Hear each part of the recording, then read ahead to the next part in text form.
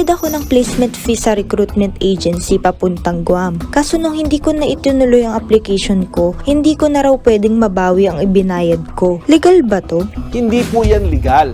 Ayon sa Section 6, letters K at L ng RA 8042 o yung Migrant Workers Act, itinuturing na illegal recruitment ang paghingi ng placement fee sa isang aplikanting OFW para ma-deploy umano sa abroad at hindi naman pala totoo ang pangakong deployment.